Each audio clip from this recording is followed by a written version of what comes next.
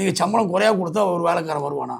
இல்லை, ஒரு வாரத்துக்கு எனக்கு வந்து 1500 2000 வரைக்கும் தான் சம்பளம் வருதுன்னு சொல்கிறாங்க. ஸோ இப்போ 4 வாரத்துக்கு ஒரு மாதத்துக்கு பார்க்கும்போது 8000 தான் அவங்களோட சேலரியாக இருக்குது.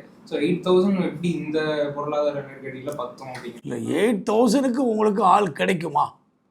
இதான் கேள்வி. நீங்கள் சொல்கிறீங்கல்ல 8000க்கு ஆள் கிடைக்குதுன்னு சொன்னால் எவ்வளோ வேறுனாலும் போட்டாங்க, நான் எடுத்துக்கிறேன். நீங்கள் மாறி மாறி மீடியாவில் காமிக்க என்ன ஆகுது?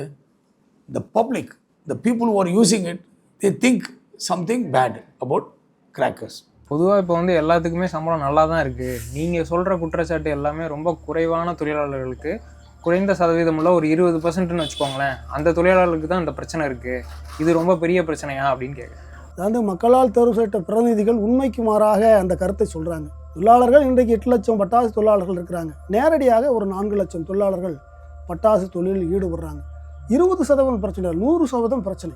அநேகமாக 100 வருடம் இந்த பட்டாசு தொழில் ஆரம்பிச்சு நீங்கள் அங்கே வாழ்வாதாரத்தை பார்த்தீங்கன்னா இன்றைக்கும் அதே வீட்டில் தான் குடியிருக்கிறாங்க. சரிபாதிக்கு மேலே தொழிலாளர்கள் வாடகை வீட்டில் குடியிருக்கிறாங்க. சொந்த வீடு என்பது தொழிலாளர்களுக்கு இல்லை. நீங்கள் இருக்கிற வங்கிகளில் ஊரா பட்டாசு தொழிலாளர்களோட சேமிப்பு கணக்கு பார்த்தீங்கன்னா 0 பேலன்ஸில் தான் இருக்கும்.